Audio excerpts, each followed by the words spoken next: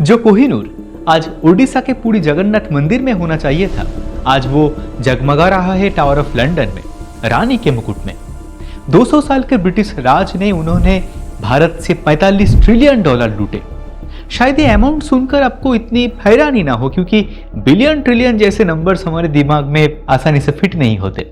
लेकिन इन 45 ट्रिलियन में कोहिनूर की कीमत एक बूंद की बराबर, 1% के 1000वें हिस्से के बराबर। तो फिर कोहिनूर की असली कीमत क्या है?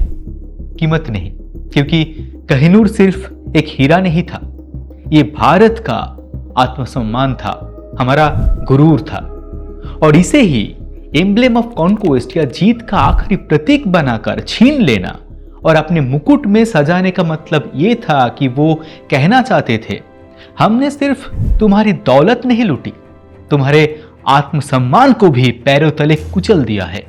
और जिस तरह से कोहिनूर छीना गया, वो इतिहास की सबसे बेरहम सरकारी डकैती है।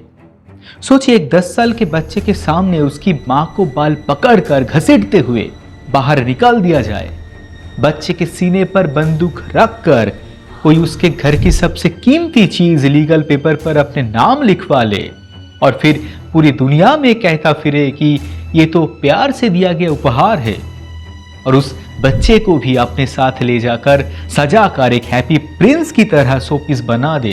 क्या कहेंगे आप? पिछले 175 सालों से ब्रिटिशर्स हमें यही कहानी सुना रहे हैं।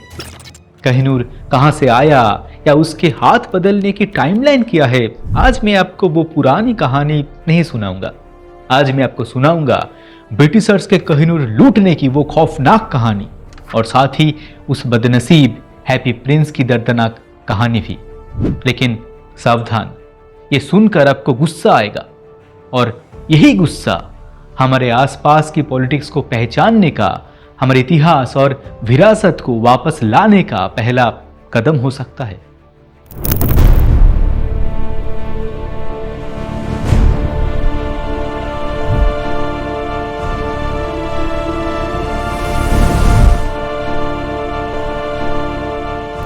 कोहिनूर की यह साजिश शुरू होती है 1849 में, लेकिन इस कहानी की असली शुरुआत होती है उसके भी 10 साल पहले 1839 में। शेरी पंजाब महाराजा रंजीत सिंह तब अपनी आखिरी सांसें गिन रहे थे। उस वक्त उनके पास दुनिया का सबसे कीमती हीरा कोहिनूर था। इसके पहले कोहिनूर के लिए बहुत खून बहा था। वो जानते थे कि उनके जाने के बाद इस हीरे के लालच में गिद्ध झपटेंगे। इसलिए मरने से ठीक एक दिन पहले उन्होंने अपने मुख्य पुरोहित को बुलाकर आखिरी आदेश दिया कि उनकी मौत के बाद कोहिनूर को पूरे के जगन्नाथ मंदिर में दान कर दिया जाए। यानी रंजीत सिंह की आखिरी लीगल विल के मुताबिक कोहिनूर का असली हकदार पूरी का जगन्नाथ मंदिर था। लेकिन रंजीत सिंह की मौत के बाद उनके चीफ ट्रेजरर मिस्टर बेलीराम ने इस हैंडओवर से इनकार कर दिया। उनका कहना था कि कोहिनूर महाराजा की प्राइवेट प्रॉपर्टी नहीं है, ये सिख एम्पायर की प्रॉपर्टी है, इसलिए इसे जगन्नाथ मंदिर में दान ना करके महाराजा के उत्तराधिकारी खड़क सिंह को सौंपा जाना चाहिए। इसी बहस के चलते कोहिनूर लाहौर के तोशाखाना में ही रह गया। तब तक ब्रिटिश गिद्धों की नजर इस हीरे पर पड़ चुकी थी। पंजाब की जमीन के साथ साथ इस हीरे पर कब्जा करने के मौके की तलाश में वो घात लगाए बैठे थे, क्योंकि पंजाब में तब भयंकर उथल पुथल मची हुई थी। ब्रिटिशर्स का सबसे बड़ा डर महाराजा रंजीत सिंह अब नहीं रहे थे। इसके बाद एक कई उत्तराधिकारी मारे गए। गुप्त हत्याएं, धोखाधड़ी और पहली एंग्लो सिख वार की आमने सामने की जंग, हर तरह की चाल चलकर पंजाब लगभग ब्रिटिशर्स के कब्जे में आ चुका था। अंग्रेजों की मंजूरी से पंजाब के सिंहासन पर तब नाम के वास्ते बैठे थे 10 साल के नन्हे दुलीप सिंह, और उन्हें आगे रखकर ढाल की तरह राज चला रही थी रंजीत सिंह की शेरनी पत्नी रानी जिंदन कौर। लेकिन सिर झुकाना सिखों की फितरत में नहीं है, इसलिए जल्द ही सिख सेना ने ब्रिटिशर्स के खिलाफ फिर से बगावत कर दी। और ठीक इसी मौके के इंतजार में था 1848 में भारत आया एक चालाक स्कॉटिश गवर्नर जनरल डलहौसी। दूसरी एंग्लो सिख वार में सिखों को हराकर उसने बालक महाराजा दिलीप सिंह से दूसरी लाहौर ट्रीटी पर साइन करवा लिया। दिलीप सिंह का पंजाब और उनके बाजूबंद का कोहिनूर दोनों ब्रिटिशर्स के कब्जे में आ गए। लेकिन यहीं छिपी थी डलहौसी की सबसे बड़ी मक्कारी। ईस्ट इंडिया कंपनी का नियम था कि जंग में जीती गई कोई भी दौलत कंपनी के खजाने में जमा होगी, लेकिन डलहौसी ने कंपनी के डायरेक्टर्स को धोखा देकर इस हीरे को सीधे क्वीन विक्टोरिया को भेजने का प्लान बनाया ताकि रानी की नजरों में वो हीरो बन सके और अपना प्रमोशन पक्का कर सके। उसके लालच उसे इतना नीचे गिरा चुका था, ये उसकी पर्सनल डायरी खोलते ही दिख जाता है। डलहौसी लिखता है, I had now cut my hair, यानी मैंने अपने खरगोश का शिकार कर लिया है। दिलीप सिंह का शिकार करना ही उसका पर्सनल टारगेट था। इसलिए प्लान के मुताबिक ट्रीटी ऑफ लाहौर के आर्टिकल 3 में जिसको कोहिनूर सौंपा जा रहा था, वहां उसने जानबूझकर ईस्ट इंडिया कंपनी का नाम नहीं लिखा। उसने लिखा क्वीन ऑफ इंग्लैंड, और गिफ्ट या उपहार शब्द के बदले ट्रीटी में साफ लिखा गया सरेंडर्ड या आत्मसमर्पण। और भले ही खुद इन्होंने पूरी दुनिया में गिफ्ट थ्योरी फैलाई हो, पर खुद डलहौसी ने 1854 में अपने दोस्त को लिखी एक चिट्ठी में इस गिफ्ट की कहानी को कहा था आयरन हम्बाग, यानी सफेद झूठ। वहां उसने खुद कबूल किया था कि दिलीप सिंह अपनी मर्जी से ये हीरा कभी रानी को नहीं देता। तो फिर ये हीरा हासिल कैसे किया गया? किस चीज का डर दिखाया गया था उस नन्हे बच्चे को? ये इस कहानी का सबसे खौफनाक चैप्टर है।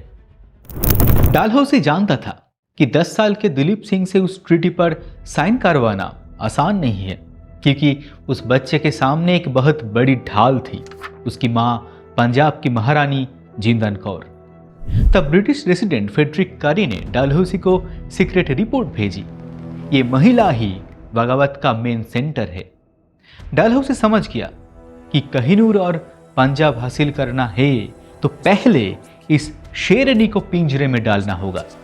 शुरू हुई एक घिनौनी साजिश, मां और बेटे को हमेशा के लिए अलग करने की साजिश। अगस्त 1847, लाहौर का किला। दिलीप सिंह शायद अपने मां के पास बैठे थे। अचानक किला का दरवाजा तोड़कर अंदर घुसी लाल कोट पहने ब्रिटिश फौज। कोई लीगल वारंट नहीं था। रानी जिंदन ने बाद में एक चिट्ठी में उस दिन का जिक्र किया था। Weeping, he was torn away from his mother, while the mother was dragged out by her hair. हाँ, ठीक सुना आपने। पंजाब की महारानी को बाल पकड़कर घसीटते हुए उनके ही महल से बाहर निकाल दिया गया।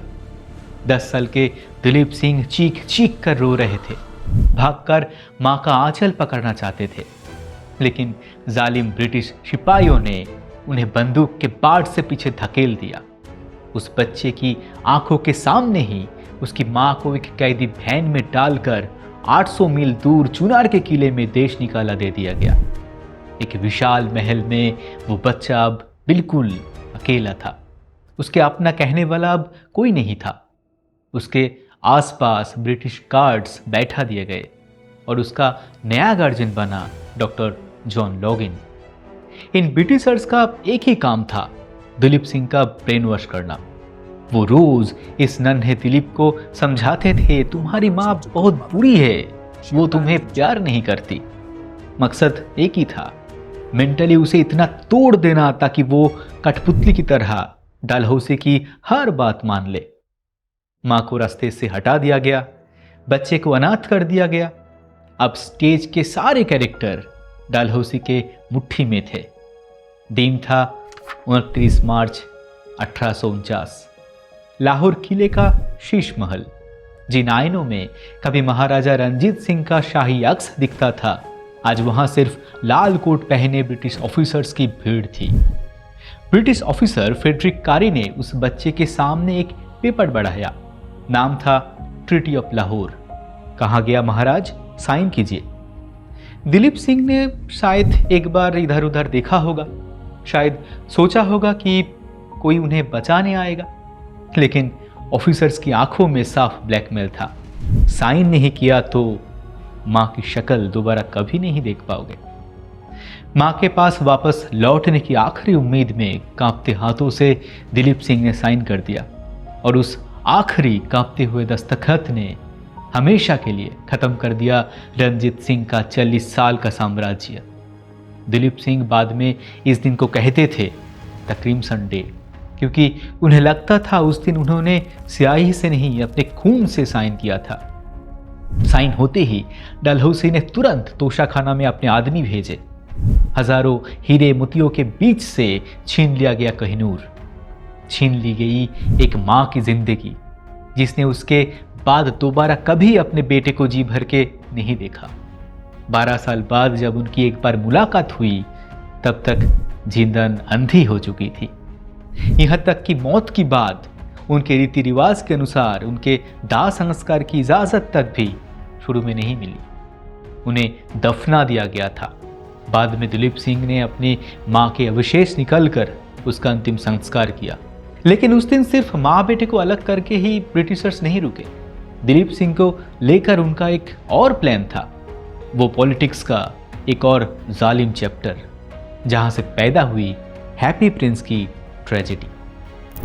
पंजाब पर कब्जा करने के बाद ब्रिटिशर्स सिर्फ कोहिनूर लूट कर ही नहीं रुके। वो जानते थे इस बच्चे को अगर पंजाब में छोड़ दिया तो वो एक दिन जरूर बगावत करेगा। इसलिए कोहिनूर के साथ साथ उन्होंने दिलीप सिंह को भी जहाज पर चढ़ा लिया और ले चले इंग्लैंड। शुरू हुआ दिलीप सिंह को उसकी मिट्टी, उसके धर्म, उसकी पहचान से हमेशा के लिए उखाड़ने का घिनौना खेल। सिर्फ 15 साल की उम्र में उसका जबरदस्ती धर्म परिवर्तन करवाया गया और उन्हें क्रिश्चियन बना दिया गया। जिस सिख धर्म में सर के बाल कटना सबसे बड़ा अपमान है, वहां दिलीप सिंह के बाल कट दिए गए। उन्हें पहनाया गया बिलायती कोट पैंट, दिया गया एक विशाल महल और मोटे पेंशन का लालच। क्वीन विक्टोरिया उन्हें माय ब्यूटीफुल बॉय कहकर बुलाती थी। बाहरी दुनिया को दिखाया गया, देखो हम कितने दयालु हैं, हमने एक अनाथ हिंदुस्तानी राजा को बचाकर कितने सुख में रखा है। बुनी गई एक हैप्पी प्रिंस की फेयरी टेल। लेकिन ये कोई फेयरी टेल नहीं थी, ये एक सोने का पिंजरा था। और ठीक उसी वक्त उस कोहिनूर हीरे के साथ भी ब्रिटिशर्स ने हद पार कर दी। लंदन में कोहिनूर पहुंचने के बाद हजारों लोग टिकट खरीदकर ब्रिटिशर्स की इस नई ट्रॉफी को देखने आए। लेकिन हीरे को देखकर वो बेहद निराश हुए, क्योंकि मुगल दौर का असली कोहिनूर आज की तरह चमकदार नहीं था। वो एक विशाल 190 कैरेट का अनइवन पत्थर था, जिसके अंदर से एक हल्की सी रोशनी निकलती थी। ब्रिटिश पब्लिक ने नाक सिकोड़कर कहा, यह तो मामूली कांच का टुकड़ा है।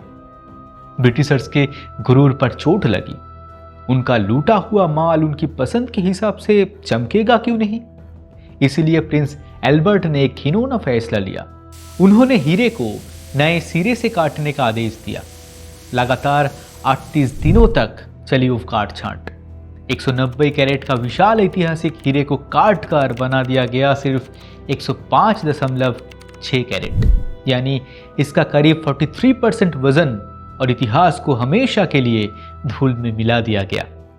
जरा सोचिए, ब्रिटिशर्स ने 2 चीज लूटी थी, दिलीप सिंह और कोहिनूर। कोहिनूर को उन्होंने काट छांट कर विकृत कर दिया और दिलीप सिंह की संस्कृति और धर्म को छांट कर उन्हें बना दिया ब्रिटिश साहेब। दोनों को ही उन्होंने अपने हिसाब से सजाकर क्वीन विक्टोरिया के शोकेस में रख दिया। लेकिन इस सजे हुए नाटक का सबसे ट्रेजिक सीन अभी बाकी था। बहुत सालों बाद दिलीप सिंह तब बड़े हो चुके थे। एक दिन महल में रानी के साथ उनकी मुलाकात हुई। क्वीन विक्टोरिया ने अलमारी से वो कटा हुआ कोहिनूर निकल कर दिलीप सिंह के हाथों में रखा और कहा, देखो तो, पहचान सकते हो क्या? दिलीप सिंह ने खिड़की की रोशनी में हीरे को घुमा कर देखा। जो हीरा कभी उनके पिता के हाथों की शान था, आज वो आकार में आधा रह गया था, ठीक उनकी अपनी आइडेंटिटी की तरह। उन्होंने बिना कुछ कहे वो हीरा रानी के हाथों में वापस रख दिया। चेहरे पर एक अजीब सी फीकी मुस्कान थी। बाद में अपने करीबी दोस्तों से दिलीप सिंह ने एक दर्दनाक बात कही थी। वो खुद को कहते थे Mrs Fagin's pickpocket. Charles Dickens की ओलिवर ट्विस्ट नोवेल में फेगिन एक चोरों का सरदार था जो अनाथ बच्चों से जेब कटरी करवाता था। दिलीप सिंह ने समझा दिया था क्वीन विक्टोरिया ही वही मिसेस फेगिन है और वो है वो अनाथ बच्चा जिसका इस्तेमाल करके रानी ने ये हीरा चुराया है। अपनी मां से मिलने के बाद जब उन्हें इस सच का एहसास हुआ तो दिलीप सिंह अंदर से पूरी तरह टूट चुके थे। उनके सामने अब साफ था कि वो कोई हैप्पी प्रिंस नहीं है, वो ब्रिटिशर्स के सबसे बड़े शिकार है। उन्होंने बगावत की, क्रिश्चियन धर्म छोड़कर वो वापस सिख धर्म में लौट आए। अपना खोया हुआ साम्राज्य और आत्मसम्मान वापस पाने के लिए वो रशिया के जार से मदद मांगने निकल पड़े, लेकिन तब तक बहुत देर हो चुकी थी। ब्रिटिशर्स ने उन्हें रोक दिया। उन्हें दोबारा कभी हिंदुस्तान की मिट्टी पर कदम नहीं रखने दिया गया। जो इंसान कभी ब्रिटिश रानी के साथ डिनर करता था वही भारत का महाराजा दिलीप सिंह 1893 में पेरिस के एक सस्ते होटल रूम में बिल्कुल कंगाल, अकेला और बेबस हालत में गुजर गया। अब बहुत लोग सवाल कर सकते हैं कि ब्रिटिशर्स चाहते तो उस 10 साल के बच्चे को रास्ते से हटाकर हीरा ले सकते थे। इतने सजे हुए नाटक की क्या जरूरत थी? जरूरत थी क्योंकि ब्रिटिशर्स दिलीप सिंह को मारकर सिखों के हाथों में कोई शहीद नहीं देना चाहते थे। एक मरा हुआ दिलीप सिंह शायद पूरे पंजाब में बगावत की आग लगा देता, लेकिन ब्रेन वॉश्ड, कन्वर्टेड और अपनी जड़ों से काटा हुआ दिलीप सिंह ब्रिटिशर्स की सबसे बड़ी कल्चरल ट्रॉफी था। वो पूरी दुनिया को दिखाना चाहते थे, देखो हम लुटेरे नहीं हैं, हम गवारों को सभ्य बना रहे हैं। लेकिन असली सच ये है, उन्होंने सिर्फ एक पत्थर नहीं लूटा था, उन्होंने एक पूरे साम्राज्य की पहचान को जिंदा दफन दिया था। आज ब्रिटेन की मौजूदा पीढ़ी या आम लोगों के प्रति हमारी कोई दुश्मनी नहीं है, क्योंकि उन्होंने हमारे साथ कोई नाइंसाफी नहीं की।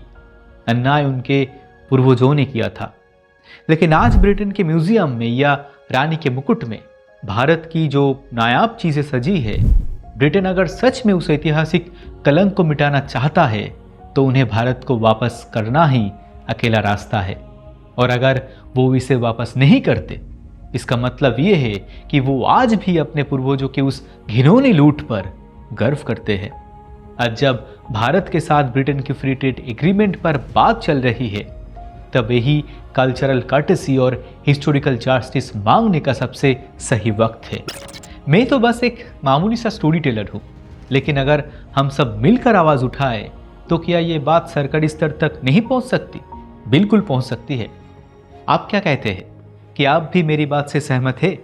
तो कमेंट बॉक्स में अपनी आवाज़ बुलंद कीजिए, लिखिए जस्टिस, और इस वीडियो को शेयर करके ये सच पूरे देश तक फैला दीजिए।